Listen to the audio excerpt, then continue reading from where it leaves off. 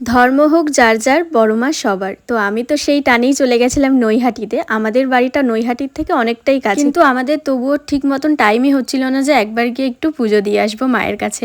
তো সেই দিনটা ফাইনালি মা চেয়েছে বলে আমরা সবাই মিলে গেছিলাম। তো গিয়েই ওখান থেকে একটা ডালা নিয়ে নিয়েছিলাম, আর আমরা সকাল সকালই গেছিলাম, কিন্তু তবুও অনেকটাই ভিড় ছিল কারণ সেদিনটা শনিবার ছিল। তবুও আমাদের একদমই কষ্ট হয়নি, কারণ আমরা লাইনে দাঁড়িয়ে দাঁড়িয়ে মায়ের নাম করতে করতে কখন যে লাইনটায় চলে এসেছিলাম আমরা বুঝতেই পারিনি।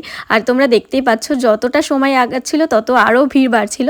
আর তার সাথে সাথে রোদটায় এত তাপ ছিল, মানে অত সকালেও তোমাদেরকে কি বলবো। তারপর 3 ঘন্টা লাইনে দাঁড়িয়ে ফাইনালি চলে আসলাম মায়ের মন্দিরে। আর এখানে কিউট গোপু সোনাটাও এসেছিল মায়ের সাথে দেখা করতে। আর এতক্ষণ ধরে যে এত কষ্ট, এত কিছু, সবকিছু যেন নিমিষের মধ্যেই উধাও হয়ে গেল। মায়ের মুখটা যেই চোখের সামনে পড়লো আমার সত্যি ভীষণ শান্তি পেয়েছে। আর আমি বলবো তোমরা সত্যি একবার গিয়ে মায়ের পুজো দিয়ে এসো। আর আমার চ্যানেলে এই দিনের ফুল ভ্লগটা দেওয়া রয়েছে, আমি ট্যাগ করে দিয়েছি, তোমরা চাইলে দেখতে পারো। আর হ্যাঁ, আমার চ্যানেলে কিন্তু 2000 সাবস্ক্রাইবার হতে আর কিছুটা বাকি, তো অবশ্যই চ্যানেলটা সাবস্ক্রাইব করে দিও।